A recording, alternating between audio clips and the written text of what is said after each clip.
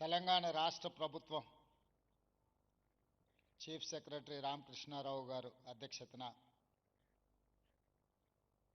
Group 3 ఉద్యోగ నియామక పత్రాలు అందజేయడానికి ఈ కార్యక్రమాన్ని ఏర్పాటు చేసి నాతో పాటు సహచర మంత్రివర్గ సభ్యులు మిత్రులు పొన్నం ప్రభాకర్ గారిని, సహచర మంత్రివర్గ సభ్యులు మహమ్మద్ అజారుద్దీన్ గారిని, అదేవిధంగా రాష్ట్ర ప్రభుత్వ ప్రధాన సలహాదారులు సుదర్శన్ రెడ్డి గారిని, అదేవిధంగా వేం నరేందర్ రెడ్డి గారిని, హర్కర వేణుగోపాలరావు గారిని, షబ్బీర్ అలీ గారిని, అదేవిధంగా హైదరాబాద్ నగర మేయర్ గద్వాల విజయలక్ష్మి గారిని, పార్లమెంట్ సభ్యులు బలరాం నాయక్ గారిని, అనిల్ కుమార్ యాదవ్ గారిని, ఆది శ్రీనివాస్ గారిని, స్థానిక శాసనసభ్యులు అరికపూడి గాంధీ గారిని, కాళే యాదయ్య గారిని, ఎమ్మెల్సీ బల్మూర్ వెంకట్ గారిని, వివిధ కార్పొరేషన్లకు సంబంధించిన చైర్మన్లను, ప్రభుత్వ అధికారులను, ఈరోజు నియామక పత్రాలు అందుకోబోతున్న 1370 మంది ప్రభుత్వ సారథులకు నూతన సంవత్సర సంక్రాంతి శుభాకాంక్షలు. ఈ నూతన సంవత్సరం, ఈ సంక్రాంతి పండగ మీ తల్లిదండ్రుల కళ్ళలో ఒక ఆనందాన్ని, గుండెల్లో ఒక సంతోషాన్ని సంపూర్ణంగా నింపుతుందని నేను విశ్వసిస్తున్నా. పుట్టిన బిడ్డ ప్రయోజకుడు అయినప్పుడు ఆ తల్లిదండ్రులకు కలిగే ఆనందం వర్ణించడానికి భాష కూడా ఉండదు. మీరందరూ 90% నా అవగాహన మేరకు తండాలలో, గూడాలలో, మారుమూల పల్లెల్లో, మధ్యతరగతి, దిగువ తరగతి తల్లిదండ్రులు కష్టపడి ప్రభుత్వ పాఠశాలలో చదివించి మీ చదువుల కోసం నిరంతరం శ్రమ చేసి, కొంతమంది తల్లిదండ్రులు కూలీ పని చేసి, ఉపాధి హామీ కూలీలుగా వాళ్ళు పనిచేసి రూపాయి కూడబెట్టి మిమ్మల్ని పీజీలు, పిహెచ్డీలు చదివించి కోచింగ్ సెంటర్లలో పోటీ పరీక్షలకు తయారవ్వడానికి ప్రతి పైసా కూడబెట్టి మిమ్మల్ని నగరానికి పంపించి ఈ పోటీ పరీక్షలకు మిమ్మల్ని ప్రిపేర్ చేయడం జరిగింది. తెలంగాణ ఉద్యమ నేపథ్యం మీకు అందరికీ తెలుసు. ఉస్మానియా కాకతీయ యూనివర్సిటీలలో తెలంగాణ సమాజానికి ఏ సమస్య వచ్చినా చదువులే కాదు, ఈ సమాజానికి వచ్చిన సమస్యను మేము పరిష్కరిస్తాము అని చెప్పి విద్యార్థులు ఉద్యమకారులై అవసరమైన సందర్భంలో ప్రాణ త్యాగాలు చేసి అమరులై ఈ తెలంగాణ రాష్ట్రాన్ని సాధించుకోవడం జరిగింది. సాధించుకున్న రాష్ట్రంలో ప్రధానంగా ఉద్యోగ నియామకాల సమస్య పరిష్కారం అవుతుందని మీరు, మేము, మనమందరము రాష్ట్రం ఇచ్చిన శ్రీమతి సోనియా గాంధీ గారు భావించారు. కానీ 2014 నుంచి దాదాపుగా 2024 వరకు 10 సంవత్సరాలు 2 సార్లు ముఖ్యమంత్రిగా బాధ్యత చేపట్టిన వ్యక్తులు రాజకీయ ప్రయోజనాల కోసమో, కుటుంబ ప్రయోజనాల కోసమో, పార్టీ ప్రయోజనాల కోసమే ప్రయత్నం చేసిండ్రు తప్ప తెలంగాణ రాష్ట్రంలో ప్రభుత్వ శాఖలలో ఉన్న ఖాళీలను లెక్కించి ఆ ఖాళీలను భర్తీ చేసి నిరుద్యోగ యువకులకు ఉద్యోగ నియామక పత్రాలు ఇవ్వాలి అన్న ఆలోచన సంపూర్ణ స్థాయిలో చేయలేదు. వాళ్ళ ప్రాధాన్యత క్రమంలో కుటుంబం మొదటి ప్రాధాన్యత, పార్టీ రెండవ ప్రాధాన్యత, రాజకీయ అవసరాలు మూడవ ప్రాధాన్యతగా భావించిండ్రు తప్ప మొదటి ప్రాధాన్యతగా భావించాల్సిన తెలంగాణ నిరుద్యోగ సమస్యను ఏ రోజు కూడా పరిష్కరించాలని ఆలోచన చేయలేదు. అందుకే 10 సంవత్సరాలు ఓపిక పట్టిన ఈ తెలంగాణ యువత ఇక లాభం లేదు, మేం పూనుకొని మాకు ఉద్యోగాలు ఇవ్వాలి అని అడిగే పరిస్థితి నుంచి వాళ్ళ ఉద్యోగాలు తొలగిస్తే మా ఉద్యోగాలు మాకు వస్తాయని చెప్పి మీరందరూ రోడ్డు మీదకి వచ్చి 2023 నాడు మీరు డిసెంబర్లో తీసుకున్న నిర్ణయం ఇక ఉద్యోగాలు అడగం, ఉద్యోగాలు ఇస్తామని గద్దెనెక్కిన వాళ్ళ ఉద్యోగాలు తీస్తామని మీరందరూ నడుము బిగించారు కాబట్టి ఈనాడు ప్రజాప్రభుత్వం ఏర్పడ్డది. అందులో మేమందరం కూడా బాధ్యత తీసుకొని ఈరోజు ఈ వేదిక మీద మీ ఉద్యోగ నియామక పత్రాలు అందించడానికి పూర్తి స్థాయిలో కృషి చేస్తున్నాం.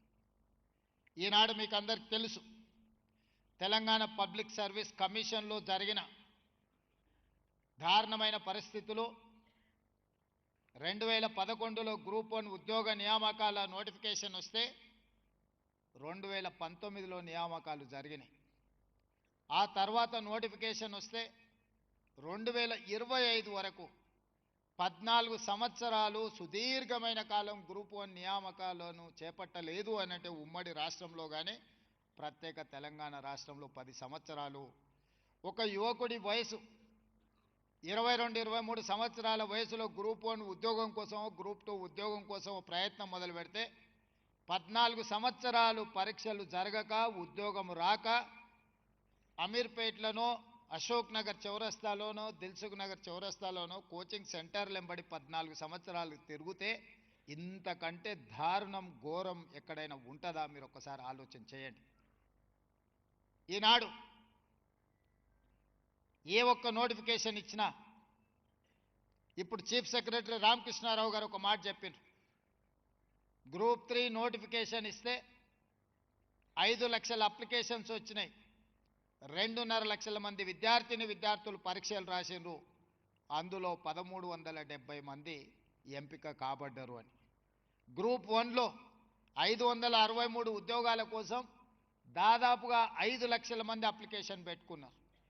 గ్రూప్ 2 731 ఉద్యోగాలకు దాదాపుగా అంతే శాతం పోటీ పరీక్షలకు ప్రిపేర్ అయ్యారు. 5-10 సంవత్సరాలు 10 నుంచి 15 లక్షల మంది నిరుద్యోగ యువకులు హైదరాబాదు నగరంలో ఉద్యోగ ఉపాధి అవకాశాలు లేక ఇతర ఉద్యోగాల కోసము ఇతర ఉపాధి ప్రయత్నాలు చేయకుండా ఈ ప్రభుత్వ నియామకాలలో మాకు అవకాశం వస్తుంది, అధికారులం కావాలి, తెలంగాణ రాష్ట్ర అభివృద్ధిలో భాగస్వాములై ఈ తెలంగాణను అభివృద్ధి చేయాలి అని గ్రామాల నుంచి బయలుదేరి నగరానికి వస్తే ప్రభుత్వం పోటీ పరీక్షలను నిర్వహించకపోవడం ఒక బాధ్యతారాహిత్యమైతే, నిర్వహించిన పరీక్షలు సక్రమంగా నిర్వహించకపోవడం రెండవ బాధ్యతారాహిత్యమైతే, నిర్వహించిన పరీక్ష ప్రశ్న పత్రాలు జిరాక్స్ సెంటర్లలో ఈరోజు పల్లి బఠానీలలాగా అమ్మే పరిస్థితి వచ్చి పబ్లిక్ సర్వీస్ కమిషన్కు ఉన్న గౌరవం మర్యాద మంటగలిస్తే ప్రభుత్వంలో ఉన్న వాళ్లకు చీమ కుట్టినట్టయినా బాధ లేదు. కానీ లక్షలాది మంది నిరుద్యోగ యువకుల యొక్క జీవితాలతో చెలగాటమాడే అధికారం వాళ్ళకి ఎవరిచ్చిండ్రు? అందుకే ఈ ప్రభుత్వం ఏర్పడిన మరుక్షణం తెలంగాణ పబ్లిక్ సర్వీస్ కమిషన్ని సమూలంగా ప్రక్షాళన చేసి యూపీఎస్సీతో పోటీ పడే విధంగా నేనే స్వయంగా అక్కడికి వెళ్ళి యూపీఎస్సీ చైర్మన్ను కలిసి ఏ విధంగా వాళ్ళు యూపీఎస్సీ ఆరోపణలు లేకుండా పోటీ పరీక్షలు నిర్వహిస్తుందో, ప్రతి సంవత్సరం ఐఏఎస్ ఐపీఎస్ ఐఎఫ్ఎస్ లాంటి పరీక్షల్ని ఏ రకంగా నిర్వహిస్తున్నారో వాటి అన్నిటిని తెలుసుకొని నిష్ణాతులైన వాళ్ళను హైలీ క్వాలిఫైడ్ పర్సన్స్ని ఈనాడు తెలంగాణ పబ్లిక్ సర్వీస్ కమిషన్ చైర్పర్సన్గా మెంబర్స్గా మనం నియమించినాం. గతంలో నియామకాలను ఒక్కసారి చూస్తే ఒక ఆర్ఎంపీ డాక్టర్, ఒక డెప్యూటీ ఎంఆర్ఓ, లేకపోతే ఒక రిటైర్డ్ టీచర్, ఇలాంటి వాళ్ళను పబ్లిక్ సర్వీస్ కమిషన్లో మెంబర్స్గా నియమించారు. గ్రూప్ 1 ఉద్యోగ నియామకాలు చేపట్టాలి అని అంటే ఆ పరీక్ష ఎలా ఉంటుంది, అతని బాధ్యత ఏంది అనే అవగాహన ఒక ఆర్ఎంపీ డాక్టర్కు ఉంటుందా? మీరు ఆలోచన చేయండి. నేను ఆర్ఎంపీ డాక్టర్ని కించపరచడం లేదు, డెప్యూటీ ఎంఆర్ఓని నేను కించపరచడం లేదు, లేదా రిటైర్డ్ టీచర్ నేను కించపరచడం లేదు. వాళ్ళు చేసిన ఉద్యోగాల స్థాయి ఏంది, వాళ్ళు నియామక పత్రాలు అందించబోయే పోటీ పరీక్షల ప్రశ్న పత్రాలు తయారు చేసే బాధ్యత గ్రూప్ 1 గ్రూప్ 2 గ్రూప్ 3 లాంటి ఉద్యోగాలకు ఆ నియామకాలను చేపట్టడానికి వాళ్ళకు బాధ్యత ఇస్తే ఏ రకమైన విధి విధానాలను వాళ్ళు నిర్ణయిస్తారో మీరు ఒక్కసారి ఆలోచన చేయండి. ఇంత నిర్లక్ష్యం తెలంగాణ నిరుద్యోగుల పట్ల ఆనాటి ప్రభుత్వం వ్యవహరించింది. అందుకే మీ పరీక్షలు నిర్వహించాలన్నా మీ ఉద్యోగ నియామకాలు చేపట్టాలంటే మీకంటే అత్యధిక విద్యను అభ్యసించిన వాళ్ళు, మీకంటే ఎక్కువ అనుభవం ఉన్న వాళ్ళు, మీతో పాటు తెలంగాణ పట్ల చిత్తశుద్ధి ఉన్న వాళ్ళనే ఈరోజు పబ్లిక్ సర్వీస్ కమిషన్ చైర్పర్సన్స్గా మెంబర్స్గా నియమించి ఆ పరీక్షలను పూర్తి చేయడం జరిగింది. మీకు ఒక్క మాట చెప్పదలుచుకున్నా, డిఎస్సి మీరు ఎప్పుడైనా హిస్టరీని తీసుకోండి, నోటిఫికేషన్ నుంచి నియామకాలు 55 రోజుల్లో పూర్తి చేసి 11,000 మంది టీచర్లకు ఉద్యోగ నియామక పత్రాలు అందించినాం. ఇవన్నీ కూడా అది పోలీస్ డిపార్ట్మెంట్ రిక్రూట్మెంట్ కావచ్చు, మెడికల్ అండ్ హెల్త్ డిపార్ట్మెంట్ కావచ్చు, టీచర్ల నియామకం కావచ్చు, లేకపోతే గ్రూప్ 1, గ్రూప్ 2, గ్రూప్ 3, గ్రూప్ 4 ప్రభుత్వ ఉద్యోగ నియామకాలు కావచ్చు. ఒక బాధ్యతతోని ఒక యజ్ఞంలాగా భావించి ఎక్కడా తప్పులు జరగకుండా ఈ నియామక పత్రాలను అందించాలనే మేము కృషి చేస్తాం. గ్రూప్ 1 ఫలితాలు ఇచ్చి నియామకాలు అందించబోయే సమయంలో కోర్టుల ముందు వివాదాలు సృష్టించి ఎట్టి పరిస్థితుల్లో నియామక పత్రాలు అందనీయకూడదని కుట్రలు చేస్తే కూడా న్యాయస్థానం ముందు నిలబడి ప్రభుత్వం బలమైన వాదనను వినిపించి ఈరోజు దాదాపుగా 2 సంవత్సరాలలో మొదటి సంవత్సరంలోనే 60,000 ఉద్యోగ నియామక పత్రాలను అందించి దేశంలోనే ఒక గొప్ప ఘనత తెలంగాణ రాష్ట్రం సాధించింది. ఈ రోజుకు దాదాపుగా 70,000 ప్రభుత్వ ఉద్యోగ నియామక పత్రాలు ఈ 2 సంవత్సరాల్లో మనం అందించగలిగినాం. మేము లెక్కలు చెప్తే తప్పంటారని లేదా ఇచ్చిండ్రో ఇయ్యలేదని అనుమానాలు వ్యక్తం చేస్తారని 13 సార్లు ఉద్యోగ నియామక పత్రాలు అందిస్తే మేము ఎక్కడైతే బాధ్యత తీసుకున్నామో ఎల్బీ స్టేడియంలో కానీ, లేకపోతే నెక్లెస్ రోడ్లో డాక్టర్ బాబాసాహెబ్ అంబేద్కర్ సాక్షిగా కానీ, లేకపోతే శిల్పారామం సాక్షిగా కానీ, లేకపోతే సాగునీటి పారుదల శాఖ ఆఫీసు కార్యాలయ కేంద్రంలో కానీ ఈ నియామక పత్రాలు బహిరంగంగా వాళ్ళ తల్లిదండ్రులను అందరిని ఆహ్వానించి ఒక పండుగలాగా ఈ కార్యక్రమాన్ని నిర్వహించినాం. మాకు ఒక బాధ్యత కావచ్చు, కానీ మీకు ఒక జీవితకాల విజయం ఇది. మీ జీవితంలో మీ తల్లిదండ్రుల కళ్ళల్లో ఒక జీవితకాలం సమూలమైన మార్పును తీసుకొస్తుంది. ఈరోజు ఈ ఉద్యోగం మీరు కాదు, మీ భవిష్యత్ తరాలకు కూడా ఇది ఒక దిక్సూచిగా మారుతుంది. ఇది ఏదో ప్రభుత్వ ఉద్యోగము రోజుకి 8 గంటలో 10 గంటలో పనిచేస్తే వేతనం తీసుకునే బాధ్యత కాదు. తెలంగాణ రాష్ట్ర ప్రభుత్వంలో ఉద్యోగం అంటే ఇది ఒక భావోద్వేగము. ఈ తెలంగాణ రాష్ట్రాన్ని పోరాటం చేసి సాధించుకున్నది ఒక భావోద్వేగంతో. ఈ ప్రభుత్వ ఉద్యోగము మీకు మాకు ఒక భావోద్వేగం. ఈ భావోద్వేగం తెలంగాణ పునర్నిర్మాణంలో మిమ్మల్ని భాగస్వాములను చేస్తుంది. ఇందులో మీరు మేము మనందరం కలిసికట్టుగా పనిచేస్తే ఈ తెలంగాణ రాష్ట్రం దేశానికే కాదు ప్రపంచానికే ఆదర్శంగా అభివృద్ధి చెందగలిగిన అన్ని వసతులు వనరులు ఈ తెలంగాణ రాష్ట్రంలో ఉన్నాయి. అందుకే మిత్రులారా, ఈనాడు మిమ్మల్ని అందరినీ తెలంగాణ రాష్ట్ర ప్రభుత్వంలో భాగస్వాములు చేసే సందర్భంలో మిమ్మల్ని అందరినీ కలవాలి, మీతో మాట్లాడాలి, మీ తల్లిదండ్రుల కళ్ళల్లో ఆనందం చూడాలి అని ఈ ప్రత్యేకమైన కార్యక్రమాన్ని సంక్రాంతి పండుగ సందర్భంగా ఏర్పాటు చేసి మిమ్మల్ని అందరినీ కూడా ఆహ్వానించడం జరిగింది. మీ శాఖలలో మీ అధికారులకు చెప్పి కూడా మీకు ఉద్యోగ నియామక పత్రాలు ఇవ్వచ్చు. నాకు తెలిసి ఈరోజు 25 శాఖలలో ఈ 1370 ఉద్యోగ నియామకాలు మీ శాఖాధిపతులకు చెప్పి డైరెక్ట్గా మీకు ఉద్యోగ నియామక పత్రాలు మీ ఇంటికి పంపించవచ్చు. కానీ ఈ సందర్భంగా మిమ్మల్ని అందరినీ కలవాలి, మీతోని మాట్లాడాలన్నది నా ఆకాంక్ష. ఈనాటి వరకు మీరు సామాన్యులు, ఈరోజు నియామక పత్రం అందిన తర్వాత ఈ తెలంగాణ ప్రభుత్వంలో మీరు భాగస్వాములు. దాదాపుగా 10.5 లక్షల మంది ఈ ప్రభుత్వంలో ప్రభుత్వ ఉద్యోగులుగా, అవుట్సోర్సింగ్ ఉద్యోగులుగా, కాంట్రాక్ట్ ఉద్యోగులుగా, ఎన్ఎంఆర్ సిస్టంలో పనిచేసే వాళ్ళు 4 కోట్ల తెలంగాణ ప్రజల యొక్క సంక్షేమము అభివృద్ధి కార్యక్రమాలను ఈరోజు మీరు అమలు చేయబోతున్నారు. మొట్టమొదటి ప్రధానమంత్రి దేశానికి బాధ్యత తీసుకున్నప్పుడు పండిత్ జవహర్లాల్ నెహ్రూ గారు ఆ రోజు కరువు విలయ తాండవం చేస్తున్నది దేశంలో. నిరక్షరాస్యత, చదువులేనితనం ఈ దేశాన్ని ఏ దిశగా నడిపిస్తుందో ఎవరికి తెలియని పరిస్థితి. అందుకే మొట్టమొదటి ప్రధానమంత్రి ఒక నిర్ణయం తీసుకున్నాడు. My top priority is education and irrigation. అంటే విద్య, వ్యవసాయము మొట్టమొదటి ప్రాధాన్యత కింద తీసుకుంటున్నాను. ఈ దేశంలో ఉన్న యూనివర్సిటీలను అన్నిటిని కూడా పండిత్ జవహర్లాల్ నెహ్రూ గారు ప్రారంభించడం జరిగింది. ప్రధానమైన విశ్వవిద్యాలయాలన్నీ కూడా పండిత్ జవహర్లాల్ నెహ్రూ గారి హయాంలో మొదలుపెట్టిందే. ఆ తర్వాత సాగునీటి ప్రాజెక్టులు శ్రీశైలం కావచ్చు, నాగార్జున సాగర్ కావచ్చు, బాక్రానంగల్ డ్యామ్ కావచ్చు, ఎస్ఆర్ఎస్పి కావచ్చు.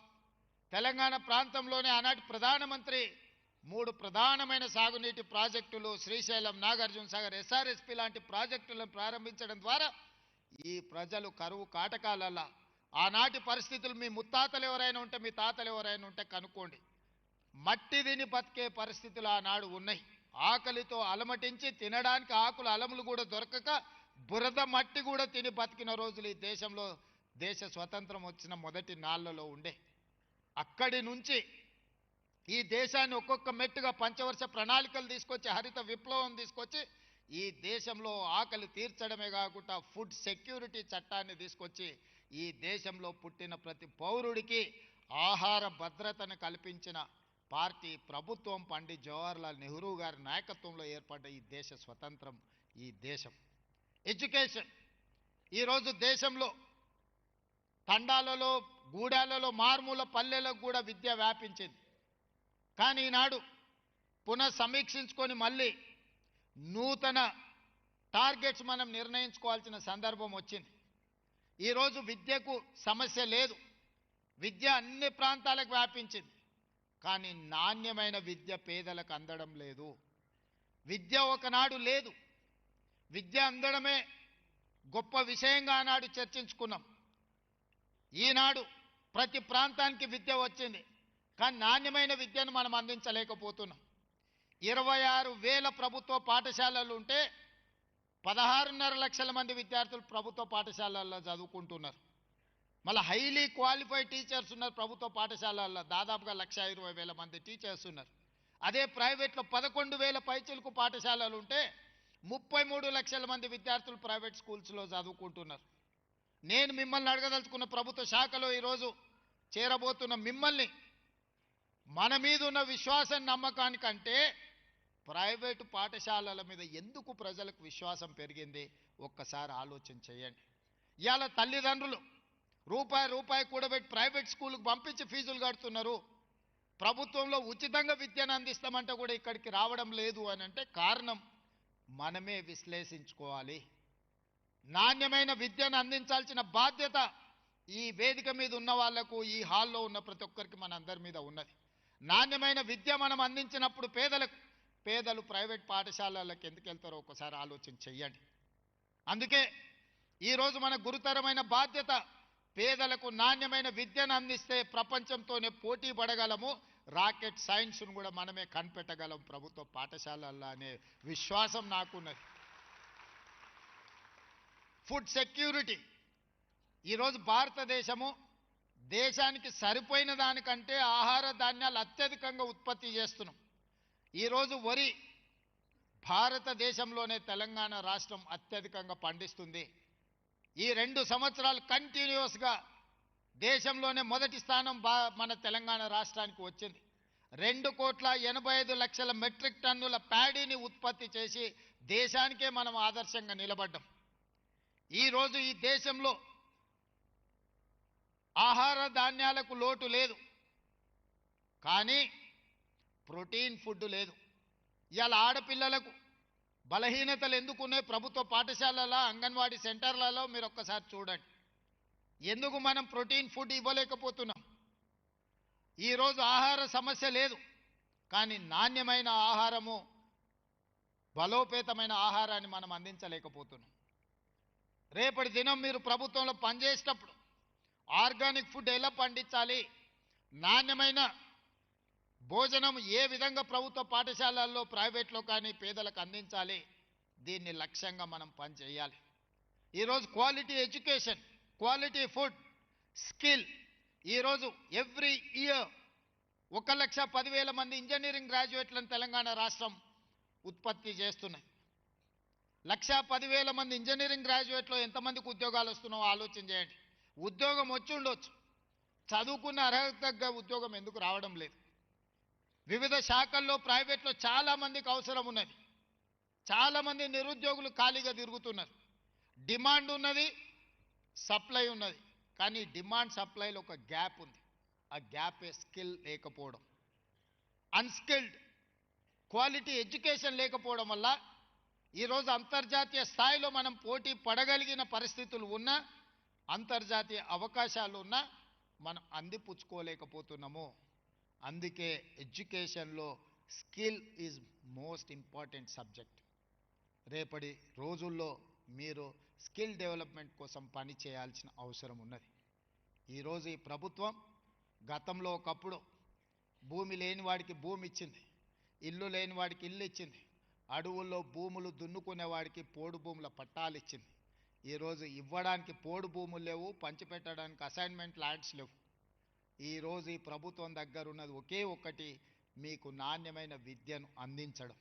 ఈరోజు పేదవాడి యొక్క భవిష్యత్తును, పేదవాడి యొక్క ఆలోచన విధానాన్ని మార్చడానికి విద్యను ఒక ఆయుధంగా వాడుకోండి. విద్య ఒక్కటే మన జీవితాలలో మార్పు తెస్తుంది, విద్య ఒక్కటే మన జీవితాలలో వెలుగు నింపుతుంది, విద్య ఒక్కటే మన తల్లిదండ్రులను సంతోషపెడుతుంది. ఇవాళ ఈ వేదిక మీద ఉన్న ప్రజాప్రతినిధుల నుంచి ఐఏఎస్ ఐపీఎస్ ఆఫీసర్ల వరకు, ఈరోజు డీజీపీ గారి నుంచి మొదలు పెడితే ఈ వేదిక మీద ఉన్న ఉన్నతాధికారులందరికీ గౌరవం దక్కింది అని అంటే విద్య వల్ల దక్కిన అధికారమే తప్ప కులం వల్లనో బలం వల్లనో ఆస్తుల వల్లనో ఈ వేదిక మీద వాళ్ళ గౌరవం దక్కలే.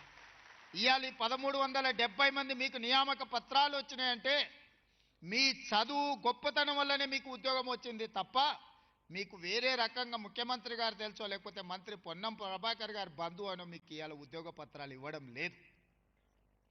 చదువు ఒక్కటే మన జీవితాలలో వెలుగు తీసుకొస్తుంది.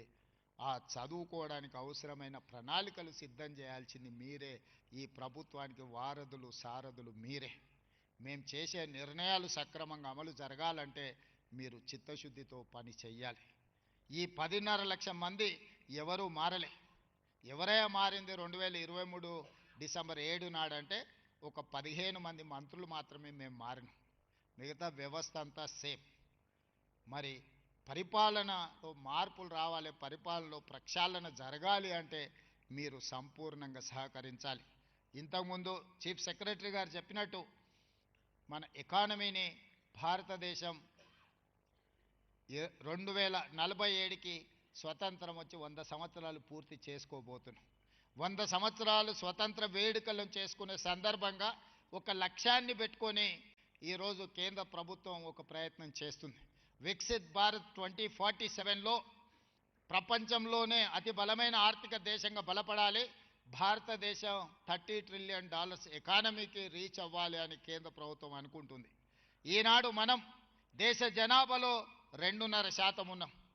ఈనాడు ఆర్థికంగా 5.1% మనం కంట్రిబ్యూట్ చేస్తున్నాం ఈ దేశ ఆర్థిక వ్యవస్థలో. దాన్ని ఈ జనాభాతోని 10% పెంచాలన్న లక్ష్యంతో ఈరోజు మన ప్రభుత్వం పనిచేస్తుంది. 2034కు $1 ట్రిలియన్ ఎకానమీ, 2047కు $3 ట్రిలియన్ ఎకానమీ. దేశ ఆర్థిక వ్యవస్థలో 10%ని తెలంగాణ రాష్ట్రం నుంచి అందించాలన్న లక్ష్యంతో పనిచేస్తున్నాం. వేదిక మీద ఉన్న ప్రజాప్రతినిధులు 2047లో ఎవరుంటారో నాకు తెలీదు, కానీ మీరందరూ 2047 వరకు ప్రభుత్వంలో ఉంటారు. ఈ తెలంగాణ రాష్ట్రం $3 ట్రిలియన్ ఎకానమీకి మనం చేరాలి అని అంటే మీ కళ్ళతో చూస్తారు, మీ చేతులతో పనిచేస్తారు, మీ మనసులో ఆ లక్ష్యం ఉండాలి. 2034 వరకు నేను గ్యారంటీగా ఉంటా, మిమ్మల్ని అందరినీ చూస్తూనే ఉంటా. $1 ట్రిలియన్ ఎకానమీకి మనం చేరాలి అని అంటే మీరందరూ సహకరించాలి. 2047 మీ చేతుల్లోనే ఉంది. మీరే $3 ట్రిలియన్ ఎకానమీకి ఈ రాష్ట్రాన్ని ముందుకు నడిపించాలి. మీరందరూ నడిపిస్తారనే సంపూర్ణమైన విశ్వాసం నమ్మకం నాకు ఉన్నది. ఎందుకనంటే మనందరం ఈ తెలంగాణ రాష్ట్రాన్ని కొట్లాడి సాధించుకున్నాం. దేశంలోనే అత్యధిక అభివృద్ధి చెందిన రాష్ట్రంగా నిలబెట్టాలి అంటే మనందరం కూడా కష్టపడి పనిచేయాలి. చివరగా ఒక మాట, అప్పుడప్పుడు రామకృష్ణారావు గారు మేము అధికారులతో మాట్లాడుకుంటూ అనుకుంటుంటాం, రాజకీయాలలో కానీ ప్రభుత్వ ఉద్యోగంలో చేరేటప్పుడు 3 రకాల దశలు ఉంటాయని పరిణామ క్రమం. చేరంగానే గరంగా ఉంటామంట, కొంతకాలం అయిన తర్వాత నరం, ఆ తర్వాత బేషరం. మేము అట్లా కాకూడదని నేను భావిస్తున్నా. గరం, నరం, బేషరం 3 దశలు రాజకీయాలలో కానీ ప్రభుత్వ ఉద్యోగాలలో ఉంటుందని ఒక నానుడు ఉంది. ఆ నానుడి తప్పు అని మనం నిరూపించాలి. చేరుని రోజు ఏ ఘరం అయితే ఉందో రిటైర్మెంట్ రోజు కూడా అదే ఘరంతో అదే తల వంచకుండా తల నిలబెట్టి 30-35 సంవత్సరాలు ఈ రాష్ట్రం కోసం, ఈ తెలంగాణ ప్రజల కోసం నిక్కచ్చిగా నేను పనిచేసిన, నా దగ్గరకు వచ్చే పేదవాడు ఏదైనా సాయం అడిగి చేయి చేస్తే ఆ పేదవాడి మొహంలో నా తల్లో నా తండ్రో కనిపిస్తుంది. నా తల్లిదండ్రులు నా ఎదురుగా నిలబడి నన్ను సహాయం అడిగితే ఏ మనసుతో నేను పని చేస్తానో అదే మనసుతో పేదవాడికి నేను సేవ అందిస్తా అని ఒక లక్ష్యాన్ని మీరు పెట్టుకోవాలి. చివరగా ఉద్యోగం వచ్చింది. చాలామంది పెళ్లిగాని యువకులు ఉన్నట్టున్నారు చూస్తుంటే. ఇప్పుడు ధర బలుకుతుంది బాగానే. అత్తగారు వస్తారు, రాగానే నిన్నటి వరకు ఉన్న తల్లిదండ్రులు మనకు దూరం అవుతారు, అత్తగారు వాళ్ళు అల్లం బెల్లం అవుతారని అంటుంటారు. నాకైతే తెలియదు, కానీ నేనైతే ఒక్క మాట చెప్పదలుచుకున్నా. తల్లిదండ్రులను గౌరవంగా, తల్లిదండ్రులను మంచిగా చూసుకోని వాళ్ళు ఎవరన్నా ఉంటే ఖచ్చితంగా వాళ్ళ జీతం 15% కోత విధించి మీ తల్లిదండ్రుల ఖాతాలో వేస్తారు. రెండవది, గతంలో నలుగురు ఐదుగురు ఉండేది పిల్లలు. ఒకడు మంచోడున్నా ఒకటి చెడ్డోడున్నా ఎవరో ఒకరు చూసుకునేది. మేమైతే 7 మంది అన్నదమ్ములు. మేము 7 మంది అన్నదమ్ములలో 3 సరిగ్గా మా తల్లిదండ్రులు చూసుకోకపోయినా 4 చూసుకునే అవకాశం ఉంది. కానీ ఈ కాలంలో ఒకే ఒక సంతానం ఉంటున్నది, కొడుకైనా బిడ్డ అయినా. మరి బిడ్డ పెళ్ళై అత్తగారింటికి వెళ్తే అత్తగారు వాళ్ళు ఆ బిడ్డను అమ్మా నాయనను చూసుకోవద్దు, ఆర్థిక సహాయం అందించొద్దు అని నిబంధన పెట్టడం మంచిది కాదు. ఈడున్న ఆడపడుచులందరికీ నా సూచన, మీరు అత్తగారింటికి పోయినా మీ తల్లిదండ్రుల బాధ్యత మీదే. మీరే ఏకైక సంతానంగా చాలామంది ఉన్నారు.